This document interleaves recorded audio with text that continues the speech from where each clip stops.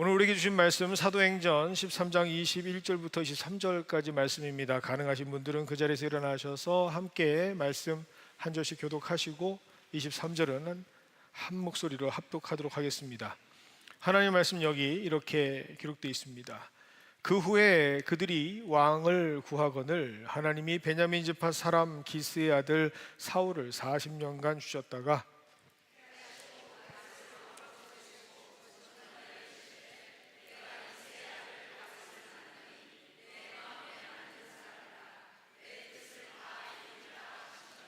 함께합니다.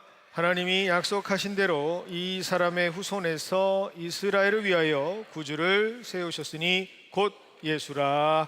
아멘. 지난주 본문 아니야? 이렇게 생각하시는 분들이 있을 수 있습니다. 우리는 지난주부터 다음 주까지 3주 동안 과연 하나님께서 어떤 성도들의 모습을 보시면서 그것이 하나님 마음에 맞다, 내 마음에 합했다 라고 말씀하시는지를 함께 나누기로 했습니다. 그 이유가 무언가? 가장 중요하죠. 하나님께서 왜 그렇게 마음에 합한 자를 찾고 계시는가? 그 이유는 22절 하반절입니다. 그래야 하나님의 뜻이 다 이루어질 수 있기 때문입니다. 즉 무엇이 하나님의 뜻에 맞는지, 하나님의 마음에 맞는 것인지 그 의미를 정확하게 알아야 하나님의 뜻이 이루어지는 역사가 우리에게 허락되기 때문입니다. 이러한 관점에서 지난 주일에는 하나님께서 인정하셨던 사람 누구죠?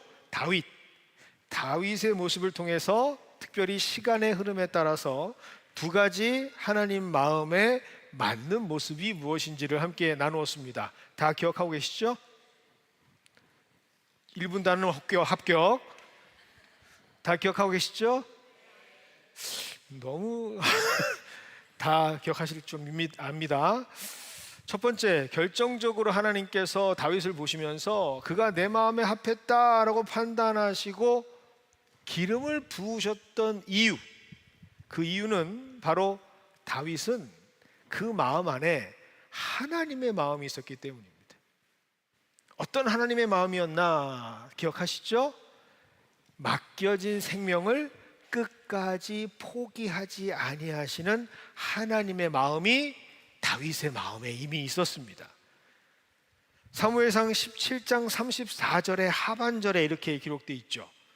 사자나 곰이 와서 양떼에서 새끼를 물어가면 내가 따라가서 그것을 치고 그 입에서 그 새끼를 건져냈다.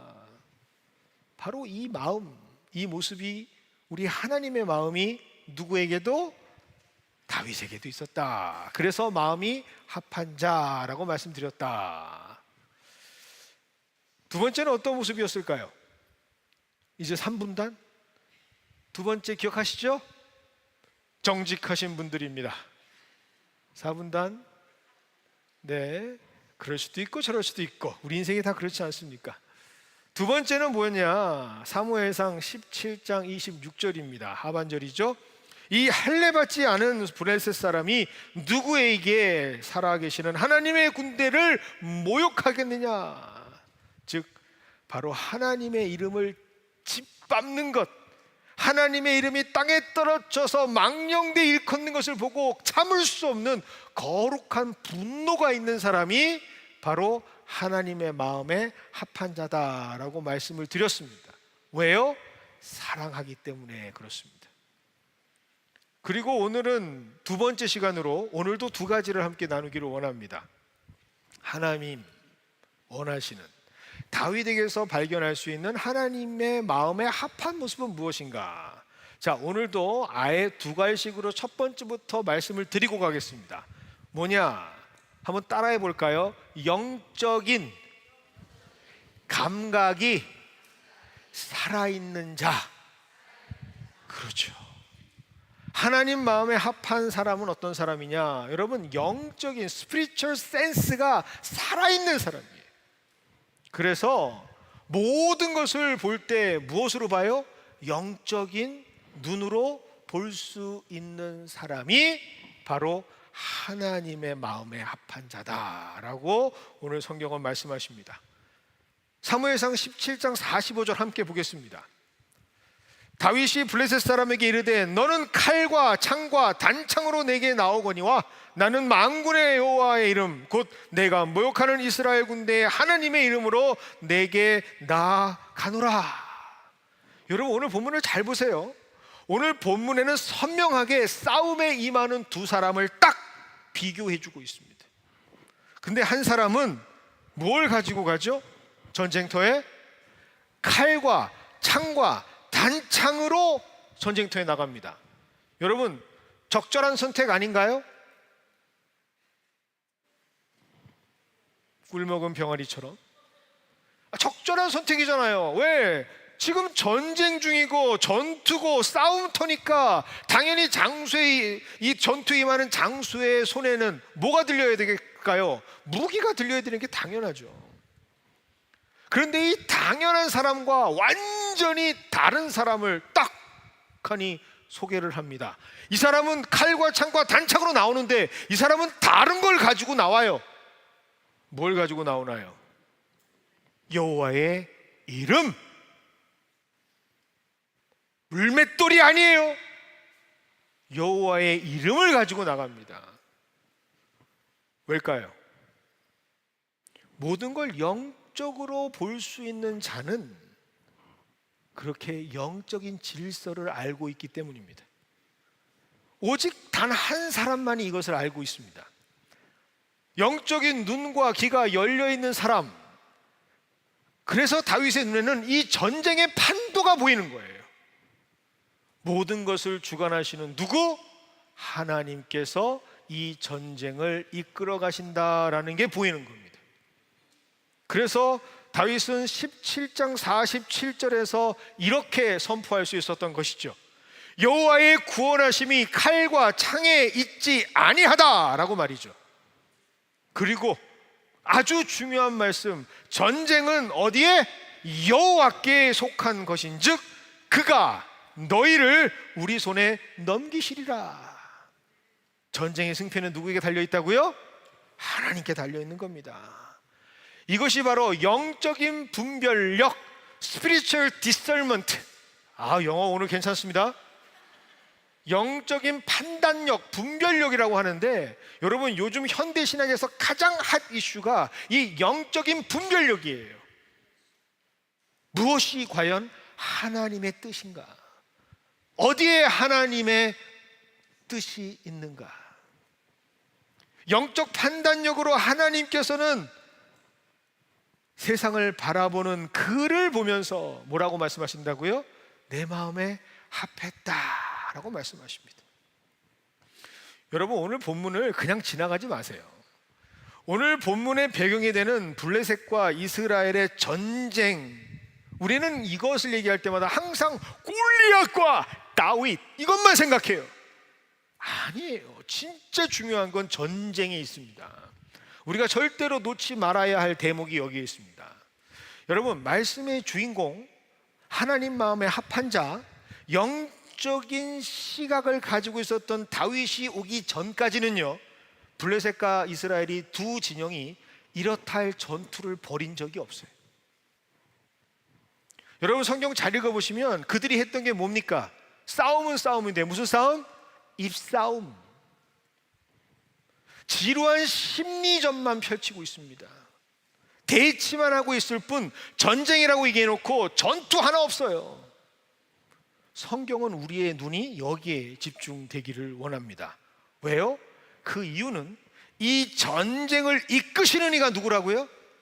하나님이다 라는 것을 보여주기 위해서 그렇습니다. 그런데 영적인 사람 다윗 외에는 아무도 그것을 알지 못했다라는 것을 알려주기 위해서죠. 여러분, 사실 우리가 살아가는 세상 뭐라고 얘기할까요? 신앙인들이 우리가 교회 밖을 딱 나가서 세상을 향해 나가면 우리는 어디에 산다라고 얘기하죠? 영적 전쟁터에 산다라고 말합니다. 처음 들어보셨나요? 우리 영적 전쟁터에 살고 있습니다. 많은 신앙인들이 이 사실을 인정도 하고요, 실제로 서로의 대화 가운데 잘 들어보면 영적 전쟁이야, 영적 전쟁이야 라고 얘기를 해요. 그런데 중요한 건 매일매일 실상에서 우리는 마치 오늘 성경에 나와 있는 이스라엘 군대처럼 살아가요. 영적 전쟁이라는 것에 머리로는 알고 있어요. 많이 들어서 머리로는 알고 있는데 그 질서가 뭔지를 전혀 모르고 살아가는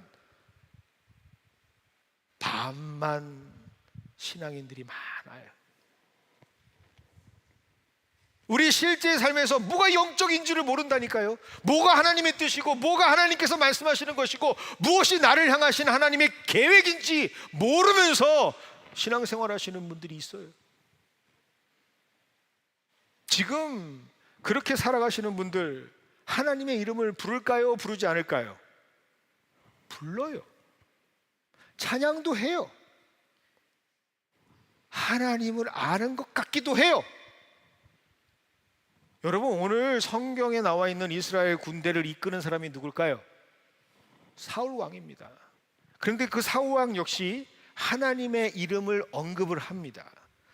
다윗이 담대하게 거룩한 분노를 가지고 왕 앞에 나가서 내가 싸우겠습니다 라고 선포할 때 내가 하나님과 함께하기를 원하노라 라고 선포했던 사람이 누굴까요? 사울이에요. 또 믿지 않는 눈빛이니까 사무엘상 17장 37절을 보겠습니다.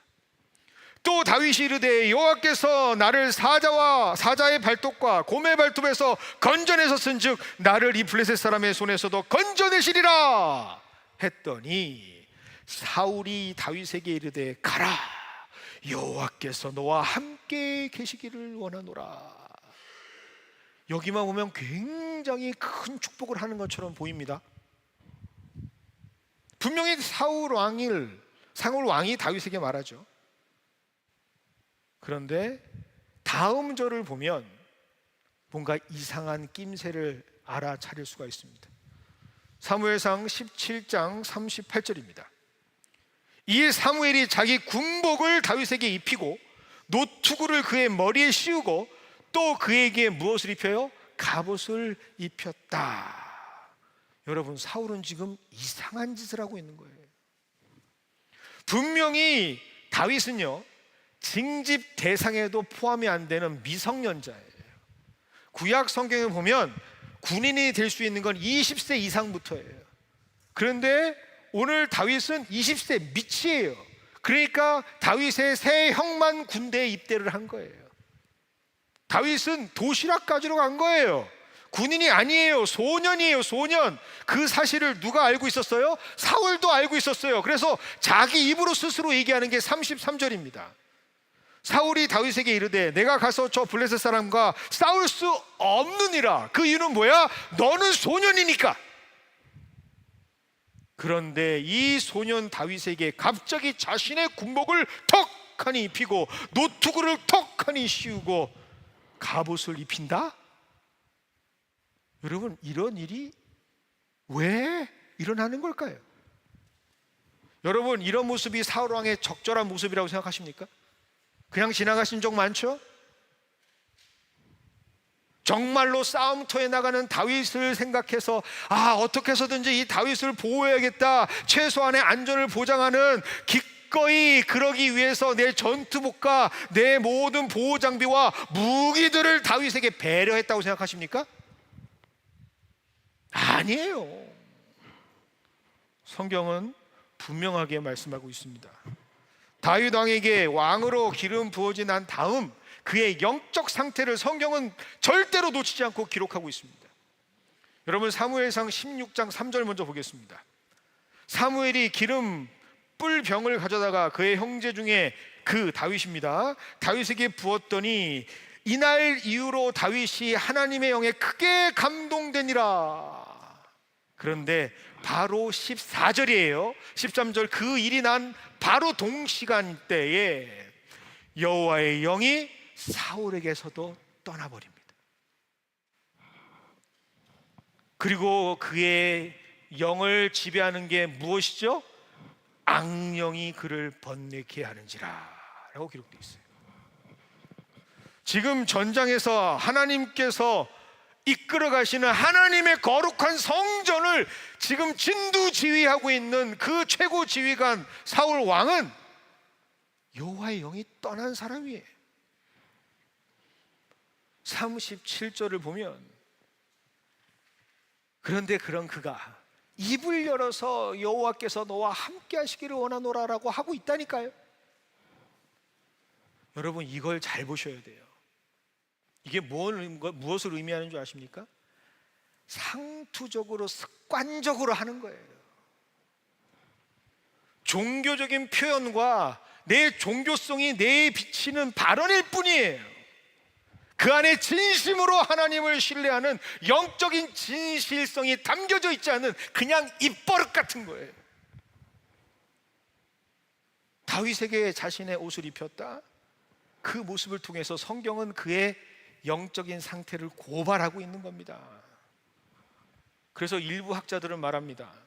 하나님의 영이 떠난 사울의 머릿속에는 그저 정치적인 셈법만 가득했다라고 말합니다. 여러분, 왜 그런지 설명을 해드릴게요.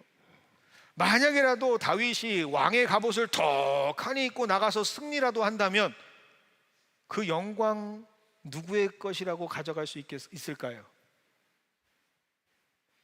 다들 너무 순진하신가요? 다들 너무 착하신가요? 왕의 전투복을 입고 왕의 투구를 쓰고 왕의 보호장비를 한 다음에 승리를 하면 왕이 결정적인 역할을 했다라고 정치적으로 바꿔버릴 수가 있거든요. 그 사울의 승리로 만들 수 있는 여지가 생기거든요. 또 다른 면에서는 이렇게까지 표현하고 있습니다.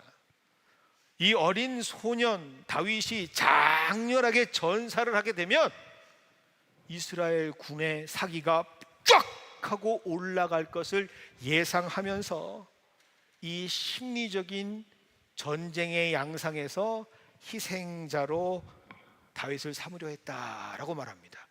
저는 여기에 한 표를 던집니다. 왜냐? 그게 인간들이 하는 짓이거든요.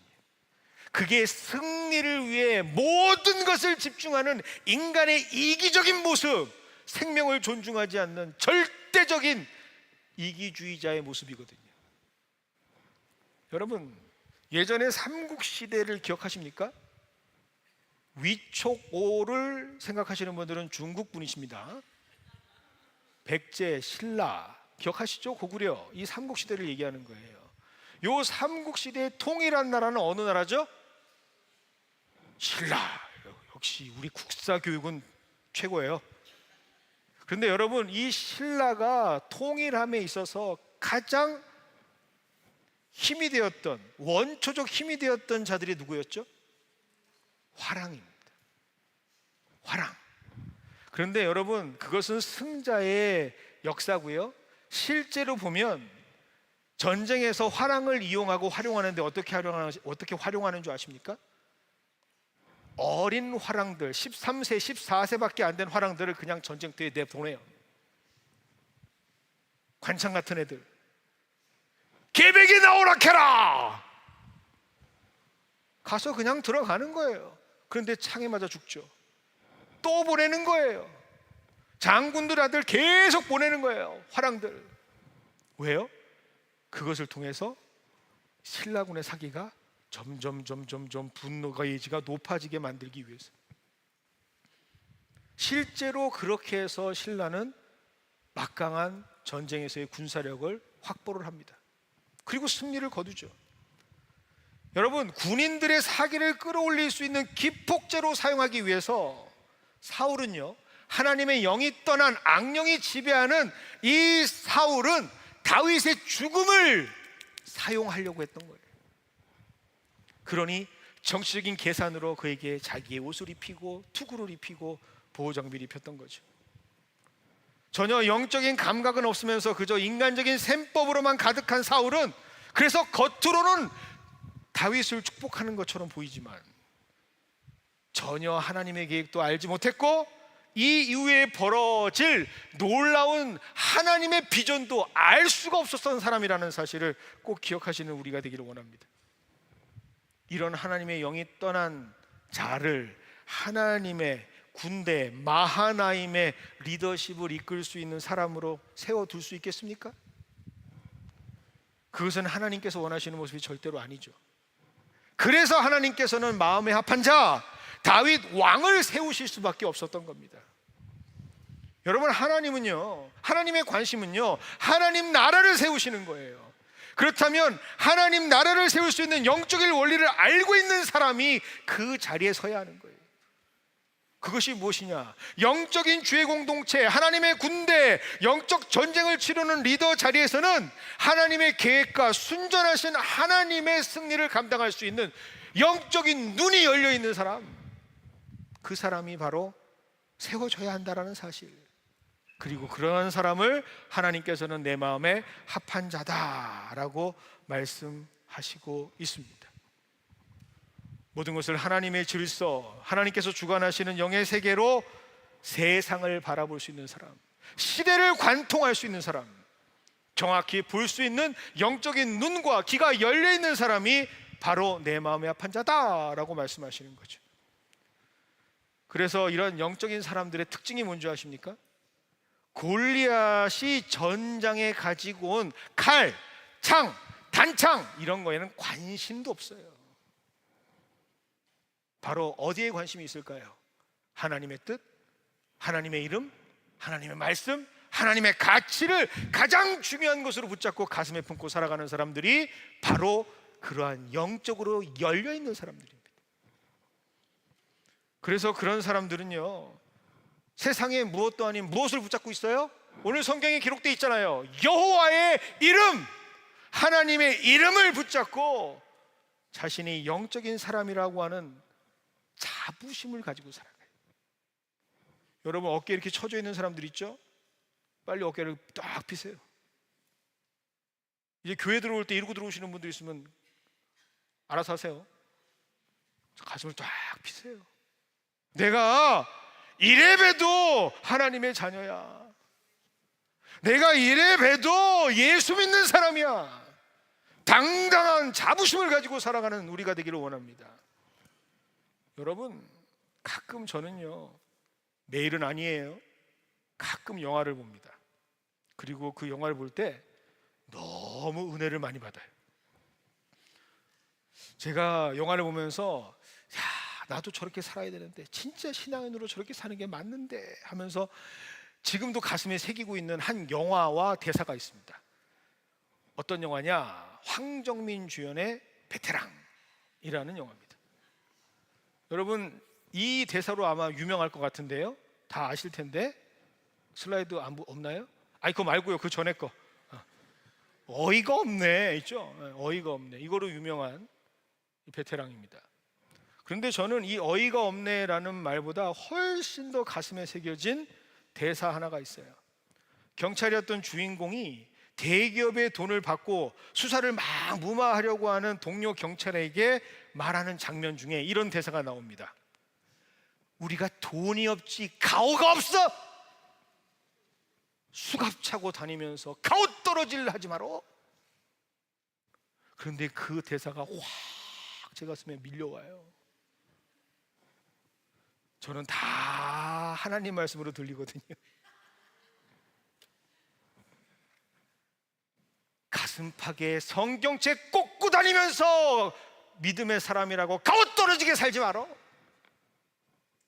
우리가 돈이 없지 믿음이 없는 게 아니잖아요. 하나님의 자녀, 성도의 자존심, 자부심 떨어지는 그런 일 하지 마라. 우리한테는 하나님의 은혜가 있잖아. 가슴에 꽉 울리지 않습니까? 오늘 가서 꼭 영화 보시고 은혜 받으시기 바랍니다. 사랑하는 여러분, 저는 우리 연합교회 모든 성도들이 이렇게 믿음의 가오를 가지고 세상을 살아가는 모두가 되기를 소망합니다. 그것이 하나님 기뻐하시는 일이고요, 그러한 사람이 하나님 마음에 합한 자로 하나님께서 당당하게 써주실 줄 믿습니다. 두 번째, 하나님께서 마음에 합한 자로 말씀하시는 다윗의 모습은 무엇인가? 한번 같이 해볼까요? 하나님의 결정을 존중하는 자. 예, 별표하세요. 하나님의 무엇? 결정을 존중하는 자. 하나님의 말씀을 존중하는 자란 뜻입니다. 사무엘상 24장 2절 이렇게 기록되어 있습니다.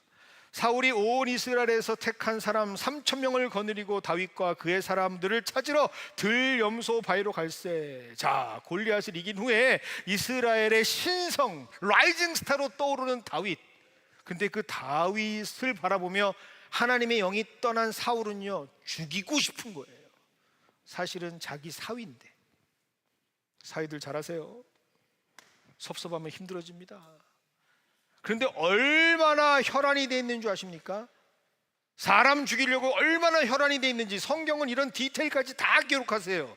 24장 2절에 뭐라고 돼 있죠? 온 이스라엘에서 택한 사람 3,000명. 자기의 휘하에 분대가 있을 텐데 필요 없어요. 이스라엘에서 길고 날고 한다는 사람 모든 이스라엘에서 3,000명이나 택해요. 사단급 아니에요? 사단급? 3,000명이면? 그 가운데 갑자기 그렇게 막 쫓아가는, 추격하는 가운데 참 하나님도 참 재밌으세요. 생리적 현상은 다 일어나게 만들어 주십니다. 그게 24장 3절이에요. 그렇게 쫓아가는데 굴이 있는지라 사울이 뒤를 보러 들어가니라. 여러분, 여기서 뒤를 보러 들어간다는 게 뭐예요? 뭐 묻었나? 이거 아니에요. 이 표현은 용변을 보러 갔다라는 표현이에요. 저도 이 표현에 동의를 해요. 그 굴에 들어갈 이유가 뭐가 있겠습니까? 용변 보러 들어간 거지. 근데 어떤 학자들은요, 또 그래도 왕인데 무슨 그렇게 했느냐 그래가지고 뭐 낮잠 자러 들어갔다 또 그러기도 해요. 근데 그 중요한 건 하나도 없습니다. 어찌됐든 중요한 건 뭘까요? 그 굴에 누가 있었다? 다윗과 다윗의 군대가 기다리고 있었다는 거예요. 사실은 숨어 있었던 거죠. 근데 그때 저기 사울 왕이 용변을 보러 오는 걸 딱 보니까, 엉덩이 두 짝이 딱 보이니까 다윗의 부하들이 말합니다. 다윗의 24장 4절입니다. 다윗의 사람들이 이르되 보소서, 여호와께서 당신에게 이르시기를 내가 원수를 내 손에 넘기리니 내 생각에 좋을 대로 그에게 행하라 라는 말을 들어요. 그런데 이 말씀도 잘 들으셔야 돼요. 두 개가 같이 있어요. 하나님께서 너의 원수를 내 손에 넘길게, 그런데 내 생각에 좋을 대로 처리해라 라는 말씀을 두 개를 다 주시는 거예요. 여러분, 절호의 찬스 맞습니다. 단 한 번의 기회로 모든 상황을 역전시킬 수 있는 절호의 찬스죠. 하나님께서 원수를 넘겨주신 건 맞아요. 그런데 결정적으로 뭐라고 말씀하신다고요? 내 생각에 좋을 대로 해라 라고 하신대요. 하여튼 성경은 어떻게 보면 짓궂어요. 그런데 이때 다윗은 정말 자기 좋은 대로 합니다. 다윗이 했던 자기 생각에 좋은 대로 한 모습이 무엇이었을까? 그게 사무엘상 24장 4절 하반절입니다. 다윗이 일어나서 사울의 겉옷 자락을 가만히 베니라.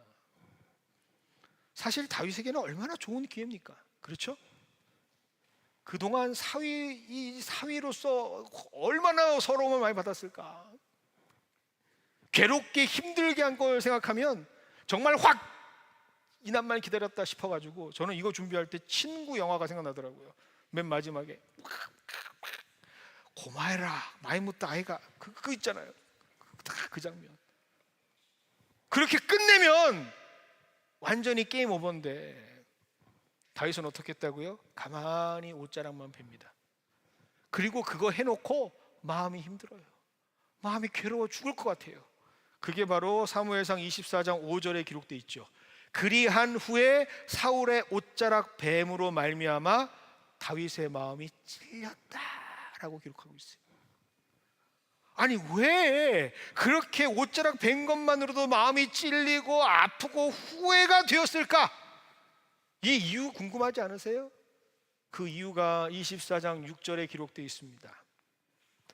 여호와의 기름 부음 받은 내 줄을 치는 것은 여호와께서 금하시는 것이다. 내가 아무리 원하고 바라고 좋은 기회라 할지라도 하나님께서 세우신 자를 내가 건드리는 것은 여호와께서 금하시는 것이다. 그렇게 하면 안 되는데, 나 알고 있는데 내 마음은 그게 안 되네. 내 마음은 죽이고 싶거든요. 그러니 하나님의 말씀과 내 마음이 막 갈등하다가 나름 결정한 게 가만히 옷자락을 벤 거예요. 그런데 그 모습이 하나님 말씀을 어긴 것이니까. 나름대로는 하나님 말씀 지킨다고 옷자락을 살짝 뺐지만 엄연한 기준에서 봤을 때는 이게 하나님이 원하는 게 아니라는 것을 내가 아니까 그래서 마음이 아픈 거예요. 이런 다윗의 모습을 보면서 하나님께서 뭐라 하신다고요? 내 마음에 합했다 라고 말씀하시는 겁니다. 사실 오늘 이 말씀을 전하면서 저 역시 마음이 불편해요. 편하지가 않아요. 왜냐하면 오늘 이 본문을 많은 설교자들이 자신을 변호하고 보호하는 데 씁니다. 원래 의미와는 다르게 하나님 말씀과는 상관없이 목회자들이 또 교회 리더십들이 자신의 잘못을 옹호하고 보호하고 대변하고 치졸하게 그렇게 뻔뻔하게 사용하는 본문이기도 하기 때문이죠. 이 말씀과 콤보가 되는 말씀 하나가 더 있습니다. 꼭 이 본문 말씀에 자신의 뜻으로 성경을 해석하고 설교하는 사람들 보면 민수기 12장과 항상 섞어서 얘기해요. 민수기 12장은 어떤 말씀이 나와 있는 줄 아십니까? 구스 여인을 취했을 때 그 여인을 취한 걸 가지고 원망하는 모세의 누나 미리암과 형 아론의 비방하는 모습이 그려져 있습니다. 그런데 거기에 하나님께서 이상한 이런 말씀을 하세요. 민수기 12장 8절입니다. 그와는 내가 대면하여 명백히 말하고 은밀한 말로 하지 아니하며 그는 또 여호와의 형상을 보거늘 너희가 어찌하여 내 종 모세를 비방하기를 두려워하지 아니하느냐. 어디 주의 종을 비방하십니까? 이런 설교에 사용이 돼요. 그러니 참으로 저 스스로도 받아들이기가 힘들고 어려운 말씀이에요. 왜요? 요즘 종교 지도자들, 요즘 목회자들이 다 그런 건 아니어도 많은 부분에서 사회의 지탄을 받고 있는 분들이 많지 않습니까? 정말 파렴치한 일을 해놓고도 사죄 하나 하지 않는 교계의 지도자들, 목회자들, 분명히 범죄 현장에서 붙잡힌 범인인데 알고 보니 어느 교회 장로였고 어느 교회 권사였고 어느 교회 집사였다라는 보도가 되면 정말 마음이 힘들지 않습니까? 어떻게 저런 사람들이 예수를 믿는다고 하지? 어떻게 저런 사람들하고 내가 같이 동급으로 목사라는 이야기를 듣지?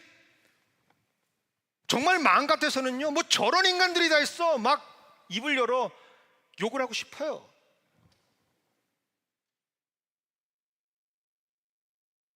예전에는요, 어쩌다가 이런 사람들이 생겼지? 안타까운 마음을 가지고 있었어요. 왜요? 그런 사람들이 많이 없었어요. 가끔 보였어요. 그런데 요즘은요, 여기저기 너무 많아요. 한국만 그런 줄 아세요? 미국도 만만치 않아요. 여러분 미국 쪽 교계 신문을 보시면 더 심한 거 많아요. 아니요, 어쩌면 우리가 몰라서 그렇지 제 세계 모든 곳에서 이러한 일이 벌어지고 있을지 몰라요. 이제는 무슨 일이 터지면요, 교인이 아니었으면 좋겠다라는 마음과 기도가 생겨요. 물론 악한 세력들에 의해서 의도적인 공격과 함정에 빠지고 모함의 피해를 보고 계시는 선의의 피해자들도 분명히 있습니다. 하지만 그럼에도 불구하고 우리가 살아가는 시대 정신이라는 걸 가지고 교회를 바라보고 성도들을 바라볼 때 정말이지 이해가 안 되는 상황이 너무 많은 것이 우리의 현실입니다. 갈등할 수밖에 없고 괴로울 수밖에 없잖아요. 그런데 오늘 성경은 이렇게 말씀하고 있습니다. 여호와께서 금하시는 것이니 그것을 행하지 아니하겠노라. 하나님께서 원하시는 사람, 하나님께서 내 마음에 합한 사람이라고 말씀하시는 사람은 바로 이러한 사람입니다. 내 기준 내려놓고, 내 생각 내려놓고, 하나님이 금하시는 것이라면, 하나님께서 결정하신 것이라면, 하나님께서 말씀하신 것이라면, 내가 바라는 것은 아니지만, 이해되는 것은 아니지만, 그럼에도 불구하고 그 하나님의 말씀에 순종할 수 있고 자복할 수 있는 자를 하나님께서는 내 마음에 합한 자다라고 말씀하신다는 사실. 그래서 오늘 말씀 준비하면서 계속 가슴속에서는 이 찬양이 계속 들려와요. 주님 말씀하시면 내가 나가리라. 주님 뜻이 아니면 내가 멈춰서리라. 나의 가고 서는 것 주님 뜻에 있으니 오 주님 나를 붙드소서.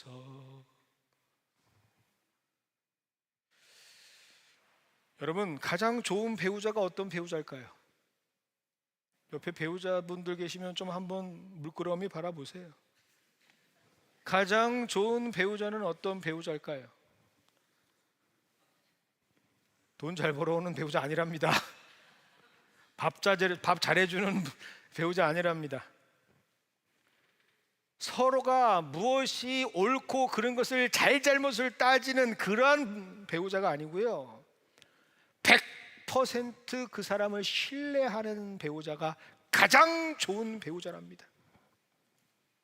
그래서 어떤 결정을 했던 그 결정을 했다면 이렇게 말해주는 사람이 가장 좋은 배우자래요. 당신이 그랬다면 그럴 만한 이유가 있었겠지. 다들 왜 그러세요? 여러분, 그 모습이 바로 하나님께서 우리를 향한 마음에 합한 모습이다라고 말씀하시는 거예요. 오늘 우리에게 소망하시는 하나님의 마음, 이 마음에 합한 모습이 우리에게 계속해서 샘솟는 연합장로교회 모두가 되기를 소망합니다. 하나님보다 앞서지 않고, 하나님의 것을 판단하지 않고, 하나님의 것을 평가하지 않겠다는 겸손히 하나님을 존중하는 모습, 이것이 바로 하나님 앞에 마음이 합한 자로 인정받는 모습이라는 것. 그리고 그렇게 인정받는 사람들이 우리 모두가 되기를 소망하고, 그러한 사람 중에 하나님께서 반드시 택하시고 세우시는 귀한 리더십들이 우리 교회에 세워지기를 주님의 이름으로 축원드립니다.